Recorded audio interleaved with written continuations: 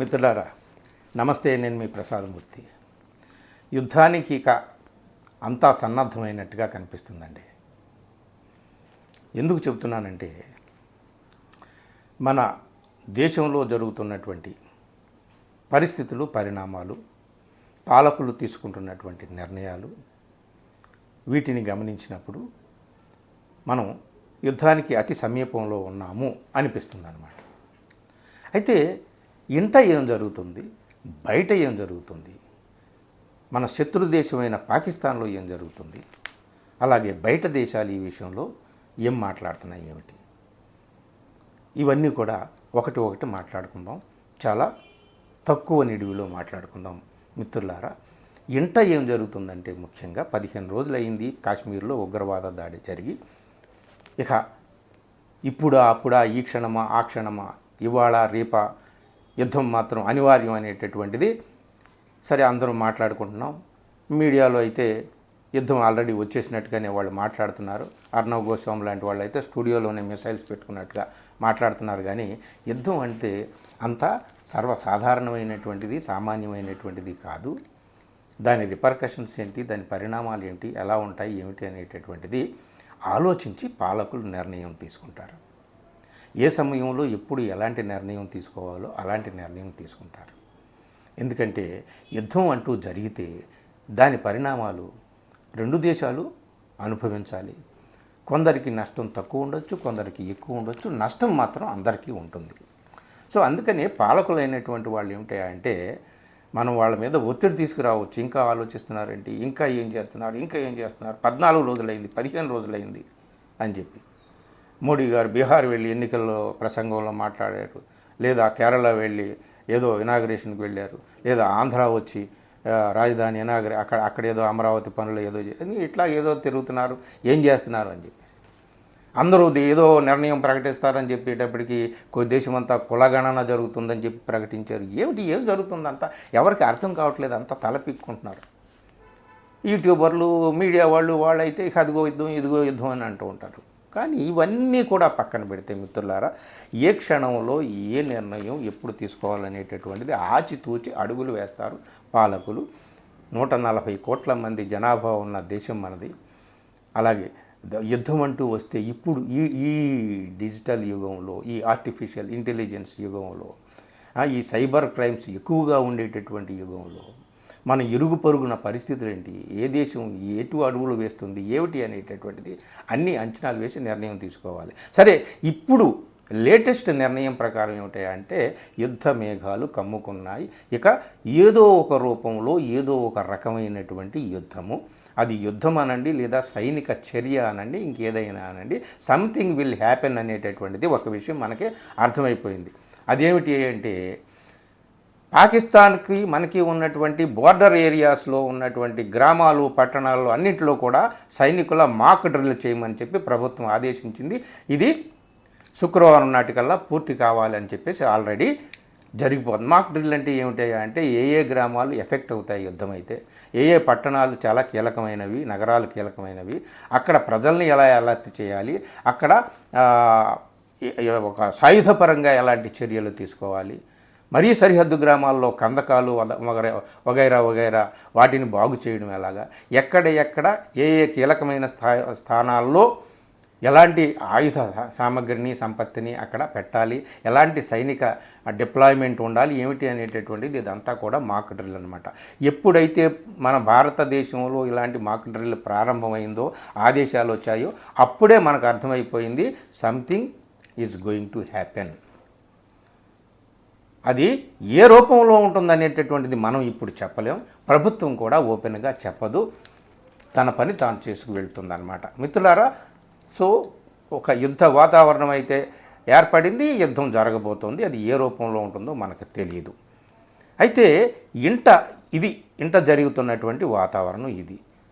సరే, ఇక అంత కీలకమైనటువంటి ప్రాంతంలో సెక్యూరిటీ ల్యాబ్స్ ఎలా జరిగింది అనేటటువంటి ఆరోపణలు ప్రభుత్వం ఎదుర్కొంటుంది. ఇన్ని రోజులైనా ఇంకా చర్యలు ఏమీ తీసుకోలేదేమిటి, మాటలతోనే కాలక్షేపం చేసేస్తారా అనేటటువంటి ఆరోపణలు కూడా ప్రభుత్వం ఎదుర్కొంటుంది. ఏదో పెద్ద నిర్ణయం ప్రకటిస్తారనుకుంటే దేశమంతా కులగణన అనేటటువంటి నిర్ణయం ప్రకటిస్తారా అని చెప్పి ఇంకొక ఆరోపణ. ఇలాగ ఏవేవో ఎవరెవరో ఆరోపణలు ఏం చేస్తున్నప్పటికీ ఏ కాలంలో ఏ సందర్భంలో ఏ సమయంలో ఎలాంటి నిర్ణయం తీసుకోవాలో అలాంటి నిర్ణయమే తీసుకోవాలి పాలకులు. ఎందుకంటే ఇది చిన్న చితకా దేశం కాదు, అతిపెద్ద దేశం కాబట్టి సో ఆచితూచి అడుగులు వేయాలి. కాబట్టి ఇప్పుడు మొత్తానికి అందరికీ ఒక జవాబుగా ఒక సైనిక చర్యకైతే ఒక యుద్ధానికైతే లిమిటెడ్ అయినా ఆ యుద్ధం లిమిటెడ్ అయినా దానికి సిద్ధమైనట్టుగా మన దేశం కనిపిస్తుంది. అయితే ఇండో పాక్ మధ్య అటు పాకిస్తాన్ కూడా మేము రెడీ అంటే మేము రెడీ అంటున్నారు వాళ్ళు. సో ఇది పరిస్థితి.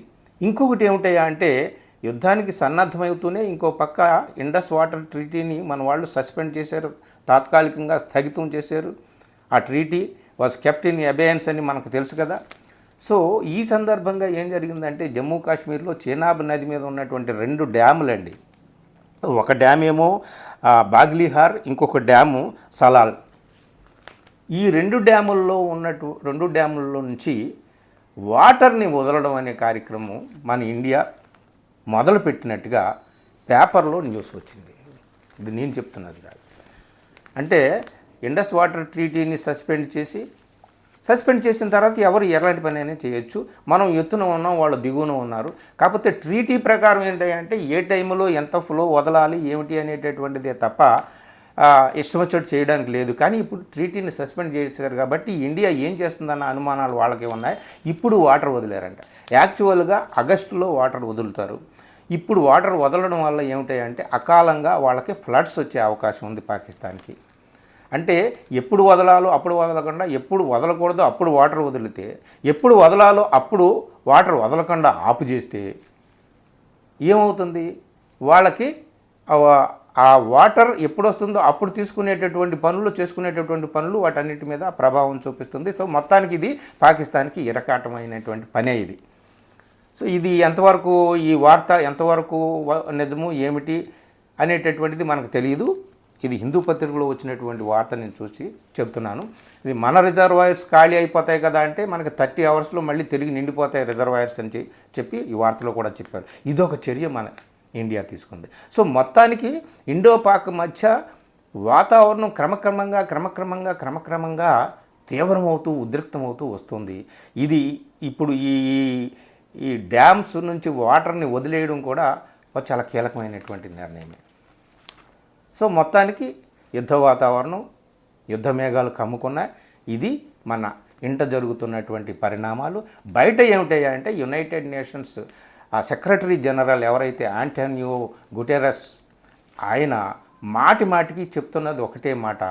అదేమిటయ్యా అంటే 2 దేశాల మధ్య ఉద్రిక్త పరిస్థితులను తగ్గించుకొని చర్చలకు కూర్చోండి, శాంతియుతంగా సమస్యను పరిష్కారం చేసుకోండి.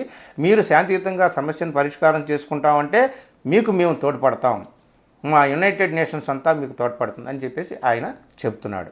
ఇప్పుడు లేటెస్ట్గా ఆయన ఇచ్చినటువంటి స్టేట్మెంట్ ప్రకారం మనకి ఏం అర్థమవుతుందంటే ఆ ఇండో పాక్ మధ్య ఉన్నటువంటి టెన్షన్ ఇప్పుడు ఒక బాయిలింగ్ పాయింట్కి చేరుకుంది, చరిత్రలో ఎప్పుడూ లేనంతగా అని అన్నాడు ఒక మాట. మనకు 1% తెలిస్తే వాళ్ళు యునైటెడ్ నేషన్స్కి సంబంధించిన ఒక సెక్రటరీ జనరల్ మాట్లాడుతున్నాడు ఈ మాట. అంటే ఎన్నడూ లేనంతగా పాకిస్తాన్కి ఇండియాకి మధ్య ఆ టెన్షన్ అనేటటువంటిది బాయిలింగ్ పాయింట్కి చేరుకుందంటే అర్థం ఏమిటాయా అంటే ఇక రేపో మాపో ఏదో ఒక యుద్ధం అయితే జరుగుతుంది. అది ఏ రూపంలో ఉంటుంది, ఎంత తీవ్రంగా ఉంటుంది, అది సైనిక చర్యగా ఉంటుందా, కన్వెన్షనల్ వార్గా ఉంటుందా, లేదా కన్వెన్షనల్ వార్గా స్టార్ట్ అయ్యి మరో రూపంలో అది తీవ్రమైనటువంటి అవకాశం ఉంటుందా అనేటటువంటిది తెలియదు. కానీ అందుకనే నాయన వద్దు, యుద్ధం వద్దు అని చెప్పేసి రిస్ట్రైంట్ పాటించండి, సంయమనం పాటించండి, వద్దు అని చెప్పి ఆయన చెప్తున్నాడు. ఎవరు? United nations secretary general.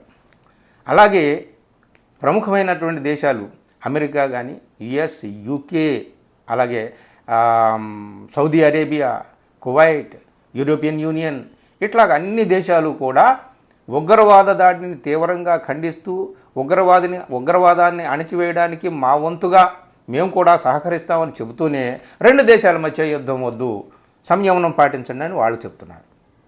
China ఓ పక్క ఉగ్రవాదాన్ని ఖండిస్తూనే 2 దేశాల మధ్య యుద్ధం వద్దని చెప్తూనే యుద్ధం అంటూ జరిగితే పాకిస్తాన్కే మా మద్దతు ఉంటుందని చెప్పేసి చెప్పకనే వాళ్ళు చెప్తున్నారు. రష్యా ప్రెసిడెంట్ పుతిన్ కూడా ఫోన్ చేసి నరేంద్ర మోడీకి ఆయన అయితే ఒక భరోసా ఇచ్చాడు. ఏమిటంటే వీఆర్ విత్ యూ. ఏ విషయంలో? ఇన్ కర్బింగ్ ద టెర్రరిజాన్ని అణిచివేయడంలో మీరు ఏ చర్యలు తీసుకున్నా మేము మీతో పాటు ఉంటామని చెప్పి ఆయన హామీ ఇచ్చాడు. అంతేగాని మీరు యుద్ధం చేస్తే మీతో పాటు ఉంటామని అనలేదు. ఇలా ఎవరు ఓపెన్గా అనరు. కానీ ఒక రకంగా రష్యా ఒకప్పుడు కూడా మనకి చరిత్ర పొడవునా రష్యా ఇండియాకి మద్దతుగా నిలిచింది. ఇప్పుడు కూడా మద్దతుగా ఉంటుంది. అది ఆ మద్దతు ఏ రూపంలో ఎంతవరకు ఉంటుందనేటటువంటిది మనం చెప్పలేం. కానీ మొత్తం మీద ప్రపంచం అంతా మాత్రం ఇండో పాకిస్తాన్ మధ్య యుద్ధం వద్దు, వాళ్ళు సంయమనం పాటించి శాంతియుతంగా పరిష్కారం చేసుకుంటే మంచిది, ఉగ్రవాదాన్ని అణిచివేయడంలో ప్రపంచం అంతా కూడా ఇండియాకి మద్దతుగా ఉంటుందని చెప్పి చెప్తున్నారు. కానీ ఇండియా లోపల ఎదుర్కొంటున్నటువంటి పరిస్థితులు పరిణామాల రీత్యా ఇండియన్ పాలకులకు ఏం చేయాలి? చాలా పెద్ద సమస్య అన్నమాట ఇది. పాకిస్తాన్కి ఏదో రకంగా బుద్ధి చెప్పకపోతే, గుణపాఠం చెప్పకపోతే ఎలాగా? వాళ్ళందరూ యుద్ధం వద్దు అంటున్నారు. కానీ మనం పాకిస్తాన్ని ఇదే విధంగా వదిలేస్తే ఆ తర్వాత మరోసారి ఉగ్రవాదులు రెచ్చిపోరని ఏంటి గ్యారంటీ ఏంటి? మనం ఏదో ఒక చర్య తీసుకోవాలి. సో అటు ప్రపంచ దేశాలు ఏం చెప్తున్నప్పటికీ లోపల ఉన్నటువంటి ఇండియాలో ప్రజలందరూ కూడా పాకిస్తాన్కి ఏదో గుణపాఠం చెప్పాలి, ఏదో ఒక పెద్ద నిర్ణయం మన ప్రభుత్వం ప్రకటించాలని చెప్పి ఎదురు చూస్తున్నటువంటి ఈ తరుణంలో పాలకులు కూడా ఖచ్చితంగా ఏదో చేయాలనేటటువంటి కృత నిశ్చయంతోనే ఉన్నట్టుగా కనిపిస్తున్నారు. అందుకని యుద్ధ మేఘాలు కమ్ముకున్న యుద్ధం ఇక ఇవాళ రేపా అన్నట్టుగా ఉంది. మొత్తానికి యుద్ధం జరుగుతుంది. అది ఏ రూపంలో జరుగుతుంది, ఎంత మేరకు జరుగుతుంది అనేటటువంటిది మాత్రం మనం చెప్పం, పాలకులకు కూడా చెప్పరు. ఇది సెక్యూరిటీకి సంబంధించినటువంటి వ్యవహారం కాబట్టి. అయితే మొత్తం బార్డర్ ఏరియాలో అంతా కూడా సర్వసన్నద్ధమైంది. సైనికులు సన్నద్ధంగా ఉన్నారు. అందరు ప్రజలను కూడా సన్నద్ధం చేస్తున్నారు. అన్ని రకాలుగా కూడా అన్ని ఏర్పాట్లు కూడా చేస్తున్నారు. ఇది ప్రస్తుతానికి ఉన్నటువంటి వాతావరణం. మొత్తానికి దేశం మరో యుద్ధంలోకి వెళ్ళబోతుందేమో అన్నట్టుగా అనిపిస్తుంది. ఏం జరుగుతుందో చూద్దాం. Thank you.